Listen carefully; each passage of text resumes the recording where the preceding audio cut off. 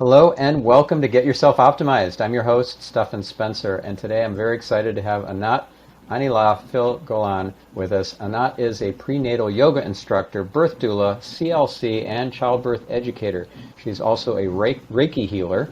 She's an expert practitioner with Tibetan sound bowls, essential oils, hypnobirthing, baby yoga, baby massage, and baby development. Oh, and yes, hydrotherapy for pregnant women as well. And Anat leads retreats for meditation, chakras, and mudras. Anat, it's so great to have you on the show. Hi, good morning. Thank you for having me.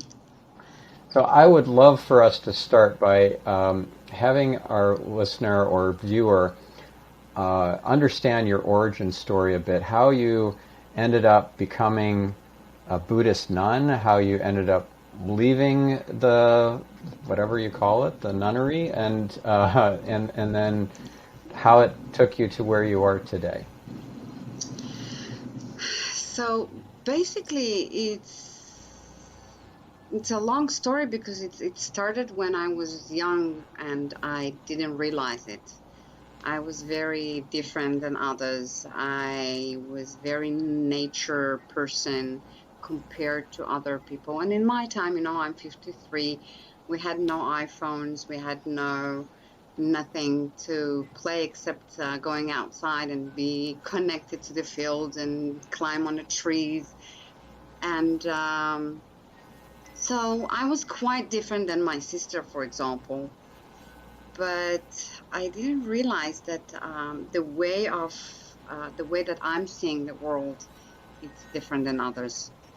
And people didn't like it, or they thought I'm weird, or they didn't understand me.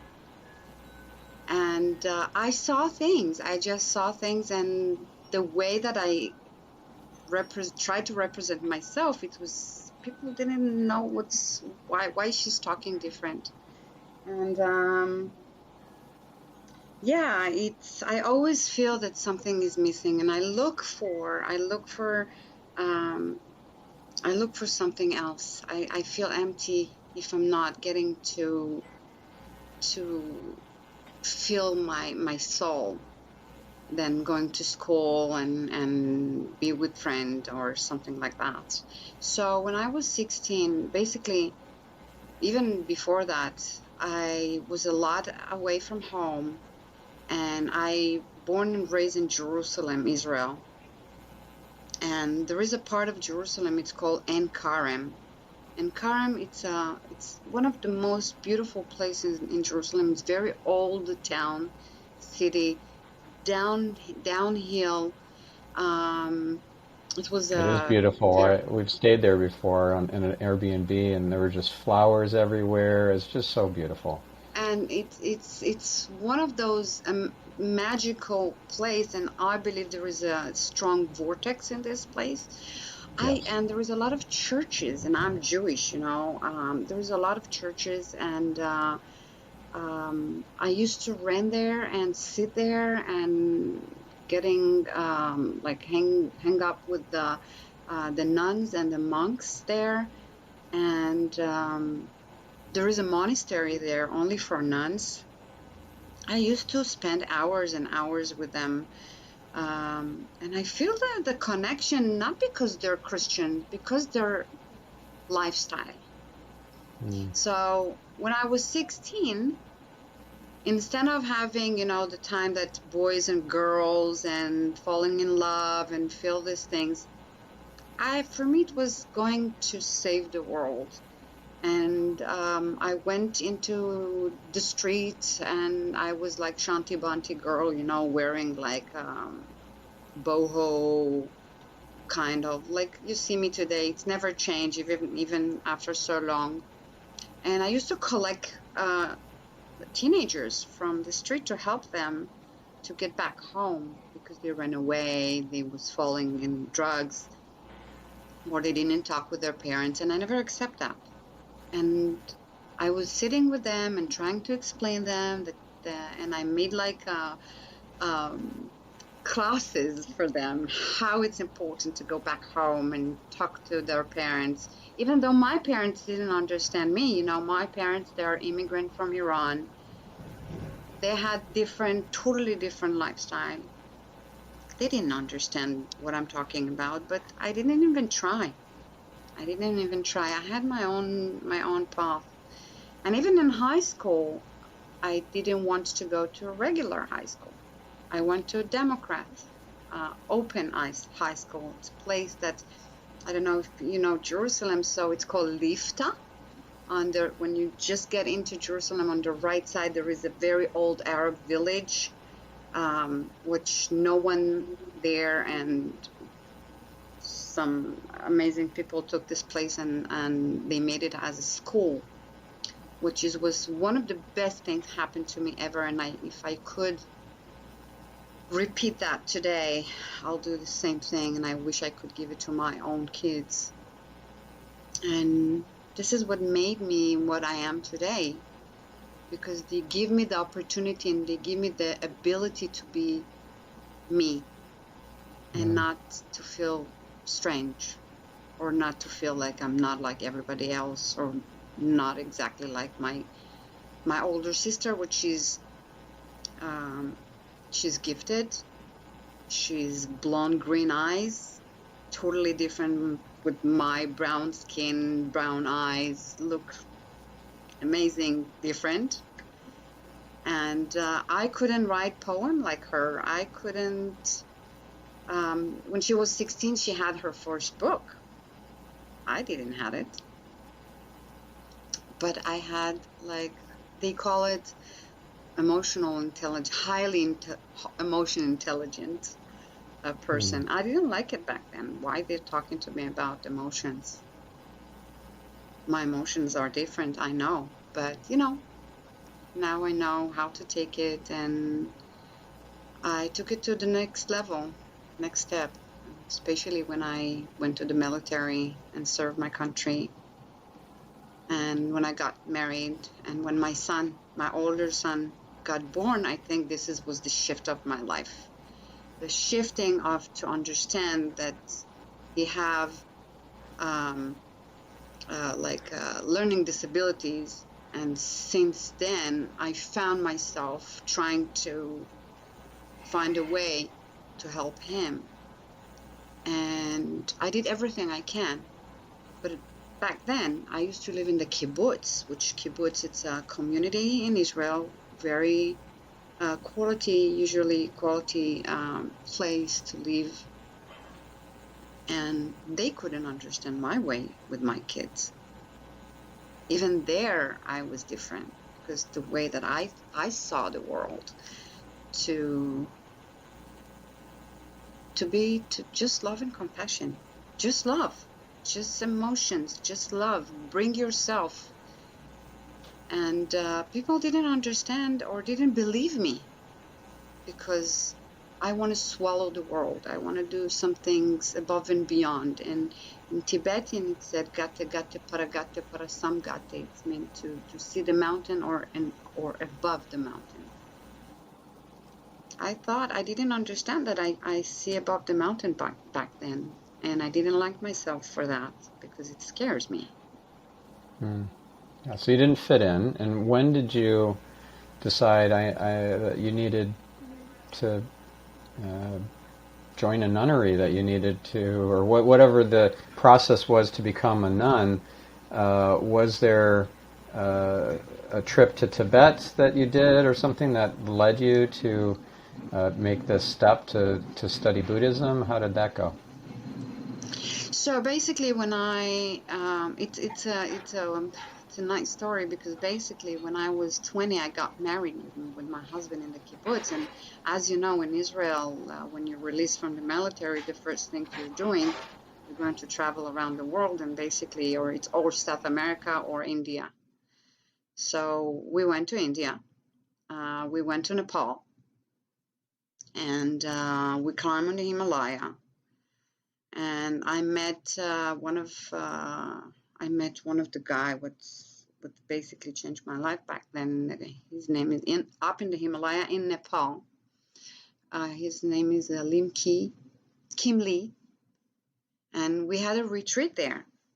And my husband wasn't in this things, for him it was a little bit too much, but then he found out that he's also have something very spiritual, which I couldn't say the word spiritual. I didn't want to tag myself and said, oh, you're spiritual. I didn't like it. I was one of those person that was afraid from the word spiritual, but he opened the little place for me to understand more about me. And it was basically in 1988, so it's basically like 33 years ago. And I came back to the kibbutz. I learned there how to do baby yoga and baby massage and prenatal and all these things. So, but it's not that you're going to school and you learn baby yoga and baby massage and prenatal yoga. You got it from basically a monk in the cave. It's different. So I came back to the kibbutz and I tried to do that on the babies in the kibbutz. It didn't work. I did it on my own baby and then to my other friend's baby, and slowly I did it in other baby, which the system didn't even know what I'm doing. I kept it to myself for years. And after 14 years, I left the kibbutz and we moved to Kochav Yair. Kochav Yair, it's a beautiful place in Israel, right behind Kfar Saba. And I found myself looking for more. So I studied Kabbalah and mindfulness, and I studied and by the time I was volunteer as a medic and then paramedic into Israeli Magen David Adom. It's like the Red Cross. It's on the ambulance. And people start to look for me and ask for me in the station. Who was the one that helped us in the time that we had an accident, or who was the one that helped us in the time that we had a labor, on who was the one. And usually we're not allowed to be in touch with our clients, the people that you work with them in the ambulance. And the guy from the station came to me and he said, "Hi, what's going on? Why people looking for you?" I said, I don't know. I don't know. And then people said, she didn't do much. She just put her hand in our head and we feel different. Or she put her hand under my back and suddenly we feel different. I didn't know I had it.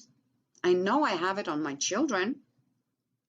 When they were sick or something like that, I put my hand on and I heal them somehow. And then around 2000,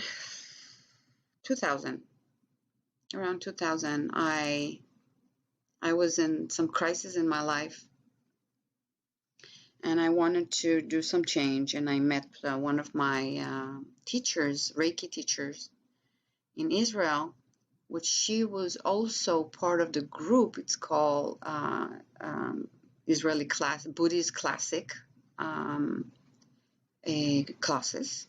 And I start to, by definition, learn Buddhism with her and with her group. And I joined one of those groups. And since then, I got into it as much as I got till 1988, which I always learn and study Buddhism, but not like that. 2001, I've got a little bit more deeper. And there is a session, like it's 18 years, and you have 18 sessions for every year. And unfortunately, in 2007, I left Israel and I came here. So it was a little bit hard for me. So I learned online with them, and I learned from teachers, Buddhist teachers here. But in the same time, I'm learning Kabbalah, the Jewish Kabbalah. And I found the way that both of the things going together, it's like a train, the wheel of the train, that they work together, but they never get together, right? This is the Judaism and the Buddhism, which has touched my heart and basically was my path. Basically showed me that who am I? And every time I'm getting, as much as I'm getting deeper and deeper, I feel like I'm leaving. I'm live. I'm in live. I'm in live. That's what you said. And Very in cool. 2017, I decided to go back to India again. I've been there several times before, and I've been in Ladakh. It's up in the Himalaya, very close to China and Pakistan. And I went to one of the monastery there. It's called Himis Monastery, and I sat there and I met their Jigmit. It's one of my gurus there, and they interviewing you and they testing you and they quizzing you about things. And they asked me how many years I'm studying, and I stayed there for a week. I went back and forward again, and then they said, "Congratulations, you become a baby nun." And why I'm putting the point of being a baby nun? Because not everybody can be nun or monks. You know, you just need to shave your hair. You need to wear the gown that I have here. But it's basically to be a student. To be a student. The things of calling baby nun, it's I'm Jewish, and I'm first of all Jewish, and my dad is a Kohen, and Kohen was the Kohanim. It was the highest priest in the Jewish temple in Jerusalem 3,000 years ago. So the Kohanim, it's one of the really highest spiritual things in the Judaism. And as a Jewish, we know that since ever, it was the Romans, it was the Egyptians, if everywhere they tried to kill us because we refuse to believe other gods, or we refuse to bow to statues.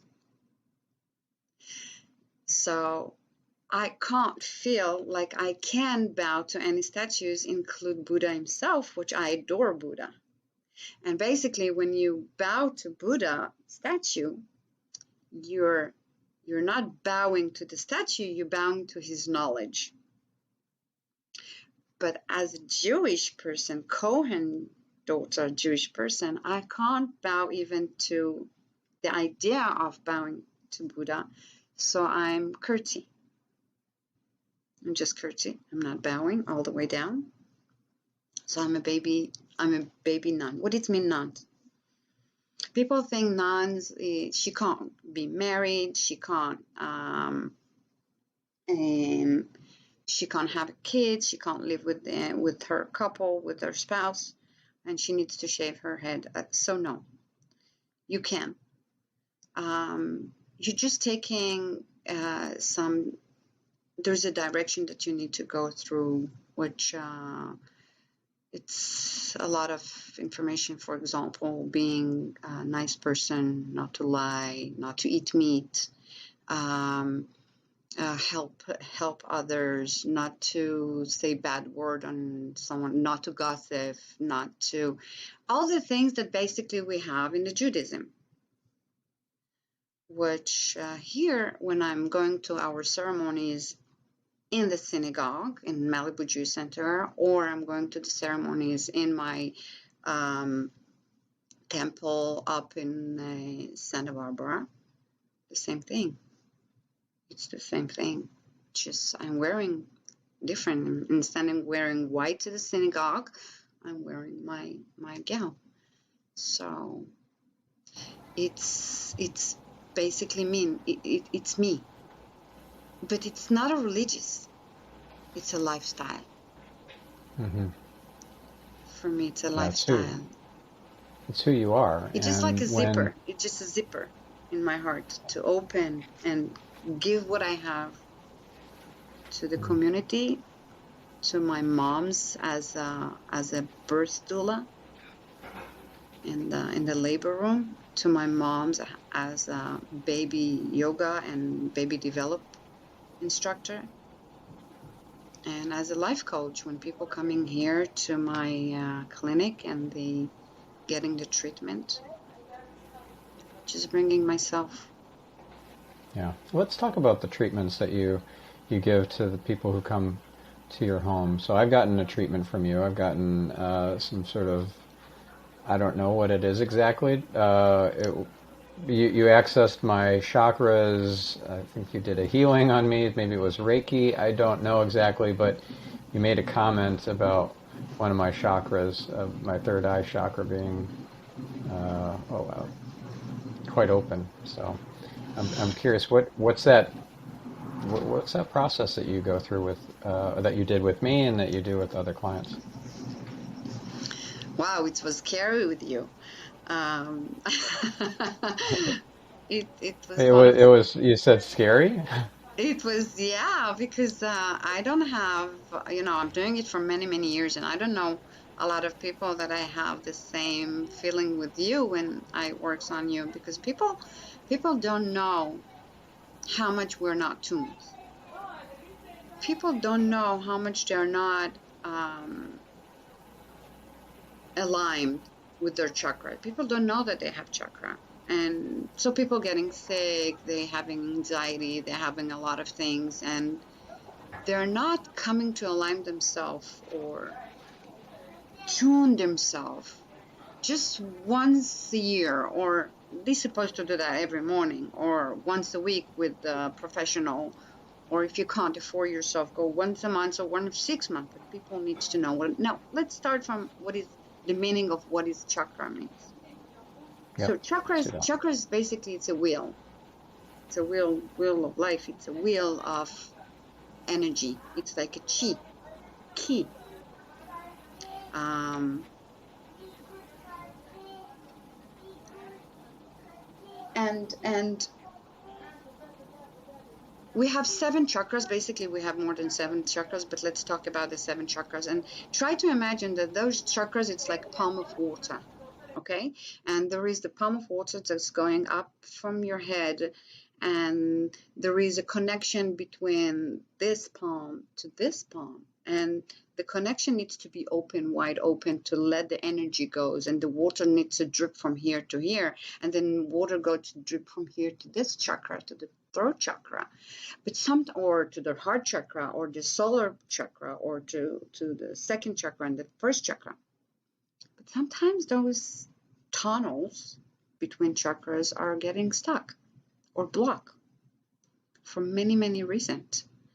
So there is a different, and there is a meaning to every chakra, because every chakra telling you a different story.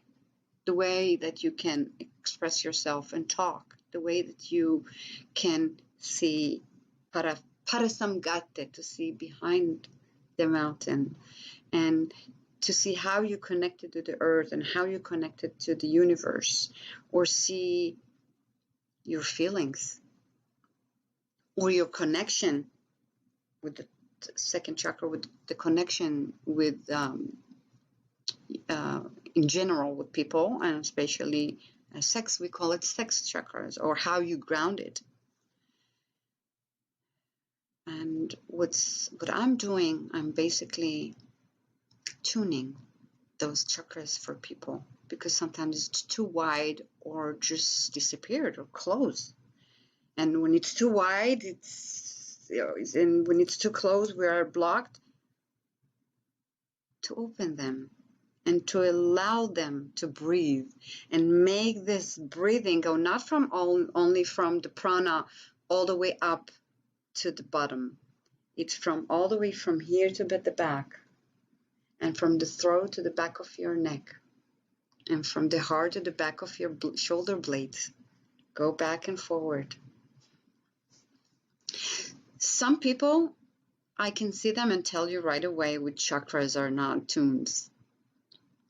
And when they're laying down, of course, I'm interviewing them before we're talking about something. So it's guiding me exactly where to go and where to touch, because I'm level 4. It's it's a little bit extra value above and beyond regular Reiki masters that I have. I have basically 7 or 8. It's 8 symbols that I'm using. And I've got it in India in 2017 when I've been there.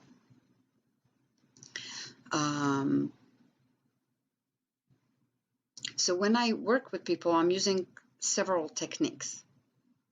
As a Reiki master, of course, I'm working on the chakra. And then I'm using some other things. For example, of course, always essential oils, sample, Tibetan sample, and Barnes technique. It's like a pressure point, a particular pressure point that I'm using on. And I'm using Kanza wand. Kanza wand, it's like mineral metal that's working on the face. And basically, I'm opening some pressure point on the face, sometimes on the feet, sometimes on the knees, sometimes on the chest. And I'm working also with crystals. So I'm combining all these amazing tools and a gong, of course. I have the gong. I'm using all these amazing tools on one treatment. So what I see with you, it happened to me twice since I'm doing it. One, it was you, one, it was the other one, that I saw your third eye chakra basically was open wide looking at me. And this means a lot to me. Like, you are a very spiritual person, and you can see, like Parasamgate.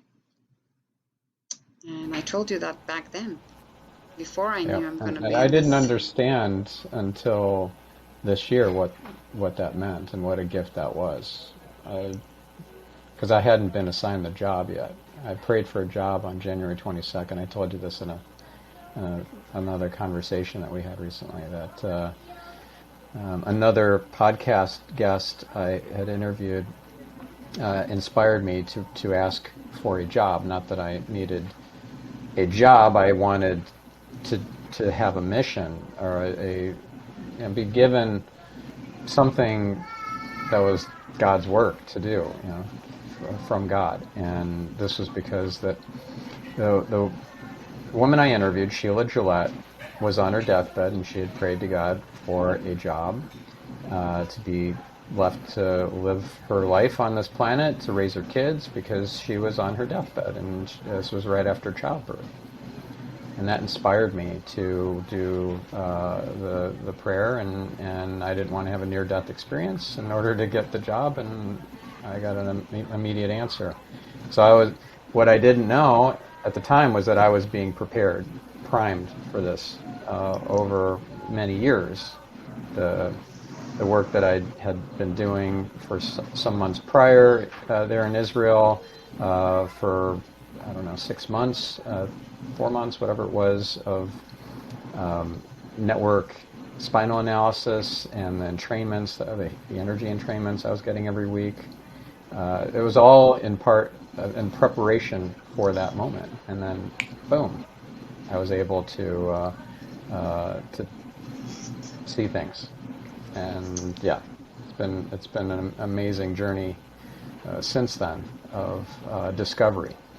And so I don't know what you did exactly to assist me in terms of my chakras getting more cleansed or balanced or realigned or tuned, as you said, but I know that it helped me, and I knew that the knowledge that you gave me that my third eye was so open, that also helped me to be in a receptive state for whatever was going to come next. So thank you for that. Thank you for letting me be part of it and help you, because you give me the opportunity to help, and I need to thank you for that. Well, yeah, it's mutual, and I would love for us to share with our listener or viewer these different modalities, because you have a gift for integrating these different modalities that are usually seen as quite different wheels on the train that don't intersect. So the sound bowls, which I would guess many listeners wouldn't even be aware of what the benefits are of a sound bowl, versus a kanzawan, versus crystals, a gong, these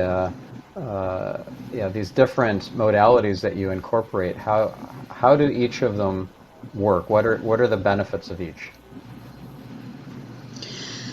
Wow. Everything that we're doing in life, there is benefits, especially when you're working on, when you are laying down and you let go.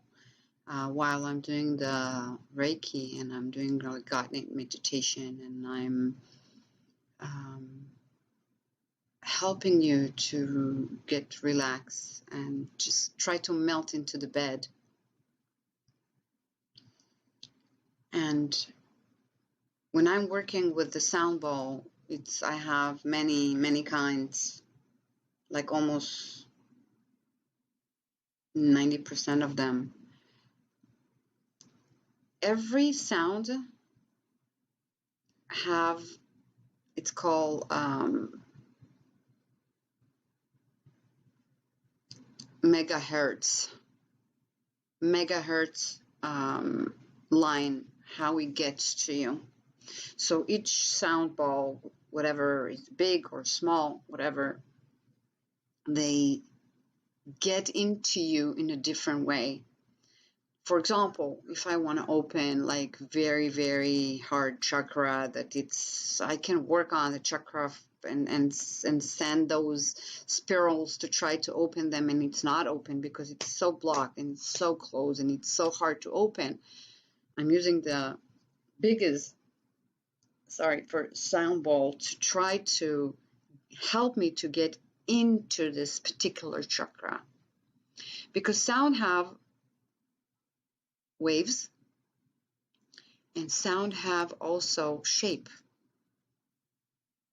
I don't know if you know that. If you take a sand and put the sand on a metal things and you put some sound on, you will see the shape of the shape of the sands getting in a beautiful different, like, I can't even explain you, but you can Google it and find it. So the sound have the waves of the sound helps a lot to get into people heart, mind, soul, and help them to get to relax, and help me to open their the chakras. What is By the way, kanzo? the name for that, with the sand and the reverberation plates, cymatics. Cymatics. Yeah. Cymatics. True. Thank you. Thank you. I'm sorry. My English, it's like, whoa, sometimes I need to. Oh, it's for the listeners' benefit, so that they can Google it later, or just simply go to the show notes for this episode and then click on the link to learn more. Yeah. Great. I would be more But than yeah, happy when you helping me with my English. So it's the same with gong. The same with gong, because gong, there is a way to use it. There is a way that you can use the gong, and you start with a very soft touch, and then you're getting like a little bit higher and higher and higher, and the waves are getting stronger into your body, and basically it's going to shake the water in your body, because your body is made out of 70% of liquid, okay, water. So you can feel the vibration of it. The same with Didgeridoo. The Didgeridoo, it's an Australian flute, I call it. It's the same sound. It's getting into the water of your body, and you feel the vibration inside, and it's like, oh, it's relaxing you. yeah. Kanza wand. Kansa wand, it's a 4 different metal. I can show it to you. I need to just reach there. Yeah. Why don't you grab it? Yeah, you want me to grab it? Yeah. And you can see the didgeridoo here. Yes. As you can see, it's coming like a belt, but it's not a bell. It's coming 4 different shapes. And I like to use this one, the little one, and I'm using it also in the labor room when she's in pain, and when I'm doing the hypnobirthing on the ladies, I'm using this into her face, into the pressure point, just exactly like I did with you. And when you get it into those particular pressure point in the face, you're releasing some hormones, and you're calming down your energy to help you to get into trance when I'm doing the energy healing on you. So I have the big one. I'm using it also in the labor room, and of course here it's for the feet and the legs and the body. This is on the hand and the arms, and sometimes on the chest. And this is for a particular pressure point that I'm doing with the Barnes technique. I'm using this. So not a lot of people aware and knows Kansa wand.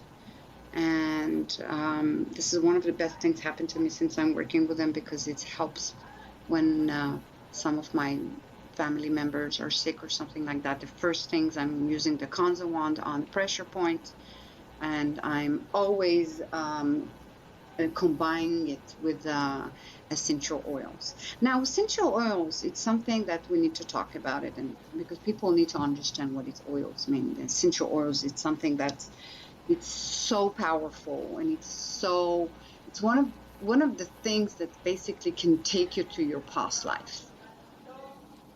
Past lives, it means like can be 1,000 years ago, and can be when you were in your mother tummy, right? Or when you were a child. And those essential oils, basically, I love, and I used to work with for many years with different kind of company, till I found one company that I love working with them, because their essential oils basically touch me, touch my heart, touch my soul, because their smell are pure, and their smell are real for me. They basically, I remember the moment I've got them, I start to cry. When I'm talking about them, I'm tearing, because those smells are basically giving me back my life, giving me my faith, my energy, everything I need. I just need to smell them. I can't say the name of the company, or I'm not allowed. Yeah, please. The name of the company called Young Living. Yep, and heard of it's them. literally one. Yeah, you know them. Yep. There is some other company that they're competing with them, and unfortunately I tried to get connected with them, but the smells are different. So that's why I like to work with those essential oils with my also with my client here in my clinic, my studio, and with my babies, when I'm doing baby yoga and baby massage on the babies, and when I'm doing it also in the labor room himself with a lady.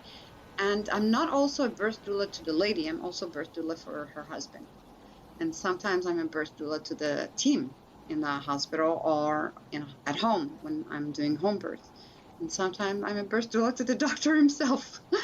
Yeah, because I'm using other techniques. I'm using also a ring massage, which is a special metal ring which is rolling into your fingers, and basically massaging your body, because the hands, it's the map the body exactly like your feet. It's reflexology. So I'm doing it also in and It of must have taken course so much crystals. studying to learn all this stuff. Yes, let's talk about crystals, and then I've got some more questions about what we've already talked about briefly. I want to go deeper on, but yeah, how does the crystal energy work? So basically, we know that everything have energy. Yes. Everything have energy. Without energy, we're not exist. First of all, you have energy. Everything have energy. Even the wood cupboards that I have here have energy. Even it's wood, right? It was a tree before. How many times happened to you when you walk in the middle of the night to the refrigerator to drink something, and then you hear something is cracking? The woods are moving. Right. The same with stones, the same with water, the same is everything have energy, and stones have energy, and every stones have its own energy. And of course I have this particular stone with the chakras colors, and I'm using these stones to help me to develop and help those client that's coming here to open and to balance their chakras and put this chakra. They made this chakras and balance the chakras, so it helps a lot. It helps a lot. And I remember myself when I was soldier. I was 18 years old, and I had terrible pain when I used to get my period, for example, and I was on my way to the base, and I need to travel around Israel from one side of the country to the other side of the country. But it's a small country, but it can take sometimes 6 hours. And I used to hold these stones and put it on my tummy and travel with those particular stones on my tummy to help me to travel and get to the base, and in the way that I'm not going to take any medication. I don't believe in medication. I believe in treatment. I believe in energy. Mm-hmm. So energy, it's like, listen, life, it's believing. Like you cannot, like fish cannot drown in the water, right? And bird cannot fall from the sky. That's energy. Everybody have their energy. You can move things. It's energy. You touch someone, it's energy. You're hugging 20 seconds someone. The amount of the oxytocin that you were releasing from your body, it's energy. When your baby have a boo-boo, what the first thing you're doing? You're putting your hand on his leg, and then it's gone. What is this? It's energy. Same with stones. You can feel those energy for the stones. Just open your heart. Just believe, and you can get everything you want. Yeah. I call it the willing suspension of disbelief, and I know that phrase has been used before me, but that's been really helpful as I explore these modalities. And it's just, it takes some heart opening to be receptive. I was skeptical of, for example, essential oils, and then I kept meeting person after person who had their life saved, or huge transformations happen because of essential oil. And I'm just picking one example modality. A friend of mine I met through heroic public speaking, a great training program from Michael Port, who is also a guest on this podcast. Her name is Kristen Van Wey, and she credits essential oils to saving her life from horrible, debilitating Lyme's disease. Lyme disease is apparently not curable, and yet she got such a powerful healing from her experience with essential oil that she just changed her career and business model to focus heavily on essential oils, and it's amazing. And yet we have lots of skeptics out there who think this is all bunk, and that the Western medicine's the only scientifically proven form of healing, and they're going to be closed to the possibilities then of other healings, because you have to believe it to see it, really, not just see it to believe it. You have to believe it to see it. And if their belief system is such that, no, this won't cure me, well, there's such a thing as a nocebo as well as a placebo. The nocebo is, I don't believe it's going to work, and that a miracle treatment doesn't actually work for them. True. Let me tell you, when I first smelled Young Living frankincense, it was shocking for me, because it took me back like 3,000 years ago. It took me to the Jewish temple in Jerusalem. It took me underground of the Western Wall. It took me to the place that maybe I were there once. I don't know, maybe not. But it took me to places in Nepal and India and Tibet. It took me to, like, it was a bam on my face, like, oh my God, what's going on in here? And then I open another one, and I open another one, and I open another one, and I start to cry, and I'm holding myself, and and I do believe that crying, it's one of the best things can happen to a person, as a human being, because I call it the cosmetic of the nature. And if you take those tears and you're putting those tears under microscope, you can see the difference between, we talked about shape before. If you're taking those tears of joy, you can see the shape of snow under microscope. And if you take the I tears love of the study is done by Dr. Emoto. I think that's what you're referring to. Nachon, true. Yeah. And if you take Nahon the means tears correct. of I know that from so my little one, whom you know, David, yes. is fluent in Hebrew, and of course my Hebrew is terrible, so he has to translate for me. I do know Nahon. That one I do know.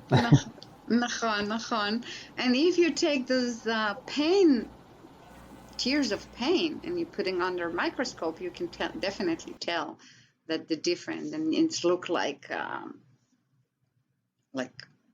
shape, like weird shape.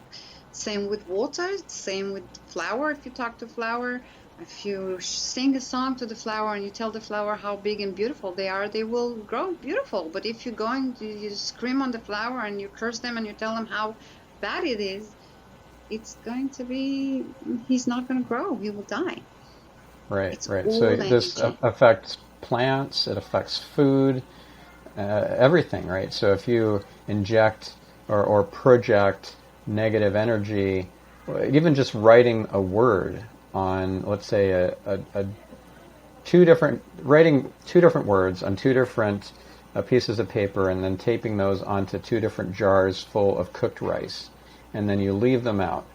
And one says peace, love, joy, whatever it is, something positive, and the other one says hate, hatred for no reason, contempt, bitterness, whatever, and you see the one that has the negative word on it turn nasty in a few days in comparison to the one that had the nice word taped to the container. You can try this experiment yourself. You don't have to have a microscope and do all the analysis that Dr. Emoto did. You can just do this in your kitchen.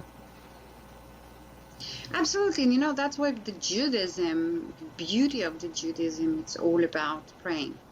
And every time you eat or you drink or everything you put in your mouth, you're blessing. Mm-hmm. You're blessing for the apple that come from the tree. You're blessing the potatoes that come from the ground. You're blessing the water that you drink. You're blessing the wine. You're blessing everything. You're blessing when you're washing your hand before eating. You even blessing for coming out from the restroom. You're Yep. blessing. You're thanking And God. blessing the supplements and vitamins that you take too. So I do that when I take my vitamins in the morning and the night, and I know it's doing something. I know it's transmuting and changing the quality of what I'm intaking. Sometimes I don't think of it until it's in my mouth already, or until I've already swallowed it, and then I'm blessing it. And I know that that's working too, but ideally I should be blessing it before I even put it in my mouth. But it's this is a new habit for me. As of this year, I'd never done it prior in my life. So, You but I bless. do You love it. bless for everything. Yeah. Even Yeah, when you I wake love up in it. the morning, Yep. even if you Yeah. wake up in the morning, you wake up, you have to stay for 12 seconds when you're sitting, right? So if you Hmm. think about it in the Judaism, there is a prayer. They didn't know that there are 12 seconds, but in the Judaism, you see a lot of things. It's מודה אני לפניך, מלך חי וקיים, שחזרת בי נשמתי בחמלה רבה אמונתך. Thank you, God, for bringing me my soul back after it went out of my body while I'm sleeping. Cleanse and get back to me. So, yeah, as a feng shui, also, I'm doing feng shui to people. As a feng shui, it's all about how you bliss and how you put the energy, how you put the furniture at home to align the energy, to make the energy Mm. circled at Yeah. home. One concept I really love that I learned from something that Michelle White Dove wrote is live life like a prayer, or live life as a נכון, prayer. So everything, נכון.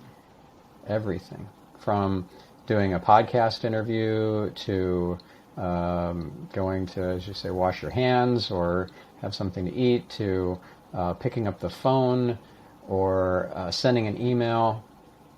I don't do this with every email, but if it's an important email, I'll say a prayer as I send it. And be thankful. Yeah, absolutely. Be And thankful thankful for the for things that you're everything we not have. wanting too, because those things that you don't want, you just don't see the bigger picture, that it actually is for your highest and best good, ultimately, for your soul's highest and best good. Absolutely. Just to be thankful and be happy because, they always taught us that you live once, you live once. Oh, you have to have life. You live once. Have fun. You live once. No, you You do don't live not live once. once. You die once. Live every day. Yeah, well, you Live die every lots of day. times if you believe in reincarnation, which I can see the truth in that now, and I didn't believe in that earlier. I know that's a core concept in Kabbalah and Judaism, but it's not in Christianity. I was raised by a Catholic and Jehovah's Witness, and yeah, neither believed in reincarnation. I was agnostic my whole life up until age 42, so I didn't believe in any of it. But that was a big wake-up call.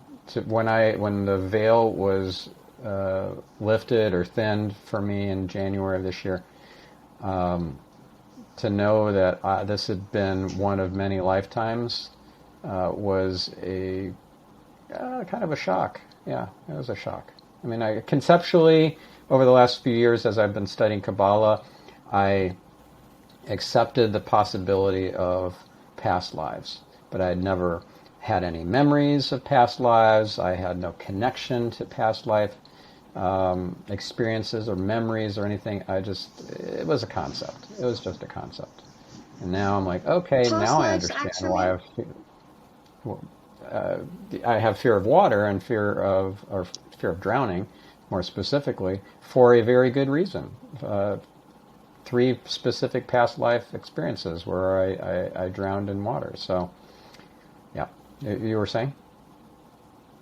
You can get back to past life also through essential oils. Yep. They can remind you something, and of course you don't remember, you don't know, but it can give you some idea or some the way of olfactory thinking. connections are so powerful.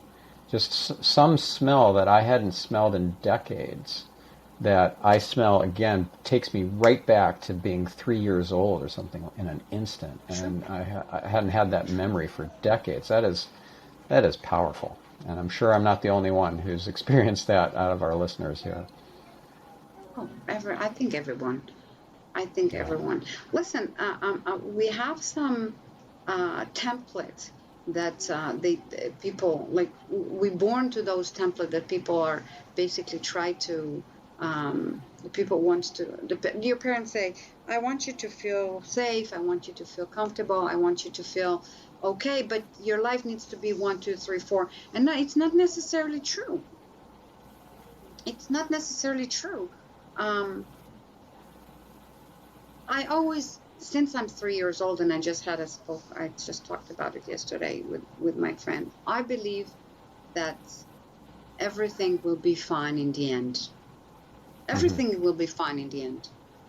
Yes, it will. And if it's not fine, it's not the end, right? If it's not fine, it's not the end, right? When I was 3, I come from immigrant Persian family, and we had Persian rugs at home, very expensive ones. And I used to pick up dogs from the street, and bring them home to help them. Me and my younger sister, that her heart is bigger than her body, beautiful person. And we used to collect cats and dogs from the tree, and from the street, and my parent didn't like it. And one day I bring a dog at home, and the dog pee on my mom's rugs. And she said, "Oh my God, you need to move him away, put him on the floor. Why you let him to pee on the rug?" And I said, "Oh, Mom, hey, let him finish first, and then I help them to go and teach them how to pee outside." And it said, till today they making fun of me. I was 3 or 4.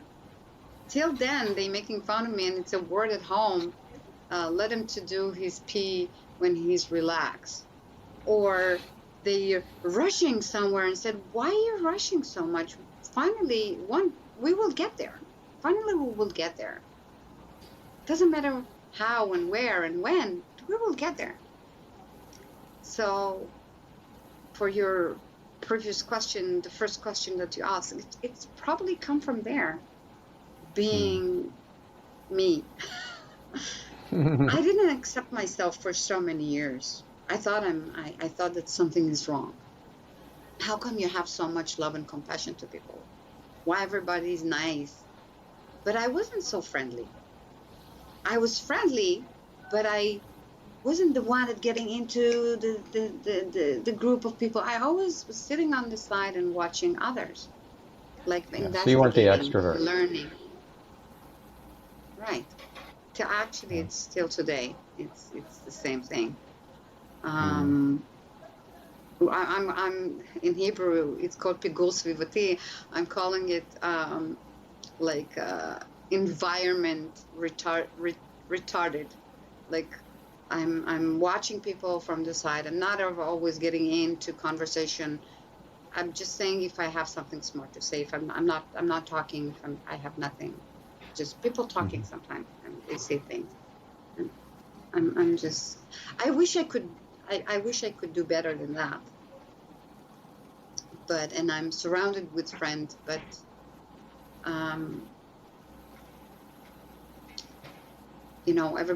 everybody's different. I need my space. I need my quiet. I need to. I'm like that. I am an introvert. No one would guess it if they see me speaking on stage. I'm just really, full of energy and just engaging and all that. But I had to learn that, and that's a stage presence. That's not me in my normal state. That's a huge battery depletion for me. Absolutely. Yeah. So I know we're out of time. If our listener or viewer is interested in learning more about or working with you even better on these modalities like Reiki, baby yoga, hypnobirthing. If the listener is about to have a baby, that's really, really powerful. I love hypnobirthing. From my wife Orion went through that hypnobirthing. Yeah, game changer. You don't have to get the level of meds that typically are pumped into you in childbirth. So if they wanted to work with you on any of these modalities, I know many of them would require in-person work, and you're in Southern California and in the LA area. But how do they get in touch? First of all, they can always email me. They can give me a phone call. It's always phone call or text. It's even better for me than emails, because I'm getting a million emails and sometimes I'm getting lost. English, it's not my mother tongue. And but when I'm getting text or a phone call, of course, they're always welcome. I can give you my phone number and my email. They can get to also to my website, which is Anat Phil-Golan. It's ANATPHIL Golan GOLAN.com, and they can see my website as well. And it's so wonderful. It's so wonderful to see the benefit that I'm getting from what I'm doing, how I'm helping people. Mm-hmm. They're getting those texts and emails and phone calls from husbands after labor, and be there for them after birth. Not necessarily even for the lady, it's for the husband, because they're getting into postpartum depression. Yeah, I'm also working with PTSD with soldiers. Oh, wow. And postpartum depression moms, to see the benefit of people after birth or after treatment here. We're changing people's life. What a gift. What a gift. And the only thing I can say, you're just need revealing to say, so much light God. in the world. It's beautiful. So much love and compassion. Just love and compassion. Just open your heart and give people. And when you smile to the world will smile you back. Just get this smile. And today with the mask, if you have mask on, smile with your eyes. Just make sure that people see the wrinkles around your eyes and smile. It's open people's hearts. Yep. I just read somewhere today, in fact, that God is always smiling. I think that's beautiful. God is always smiling because God is you. That's why in the Kabbalah they said, also the Buddhism said the same thing. You need to be nice to everybody. Why? Because you don't know if it's God himself here to come here to teach you a lesson. And right? Or one of his angels. They're gone. And they're gone. How many people came to your life, they gave you a lesson and you never see them again? Right. For me, it's God. Yeah. Because there's God can be everyone, an expression everywhere. I heard this from Curtis Thomas, who was a guest recently on this podcast. And I don't know where it comes from originally, but I love this quote. Temporary people teach permanent lessons. Absolutely. Yeah. It's the same word that I said in a different way. It's like the wind. Yeah. It's like the wind. Well, thank you so much, Anat. Yeah, go ahead. Oh, thank you. Go ahead. Thank you for having me. It's a pleasure. It's an honor for me to be in your podcast. And I'm sorry I interrupted. You were going to say something about wind. Go ahead. Please go ahead. In the Judaism, when you say ruach, it's wind, and ruach it's spirit. So we all in the wind and the spirit. And when you add vav between ruach, it's become revach. Vav, it's one of the Hebrew letter, and revach, it's gap. So the gap, it's between the spirit and the ruach, the wind, which is Yeah. bringing us to be one, Beautiful. Well, thank you so much. This was wonderful, and thank you for everything that you do. Not just for being on this podcast, but for all the light you reveal in the world. And thank you, listener, for listening and for the light you reveal in the world. Now get out there and make a difference for people, and we'll catch you on the next episode. I'm your host, Stephan Spencer, signing off. Amen. Thank you so much.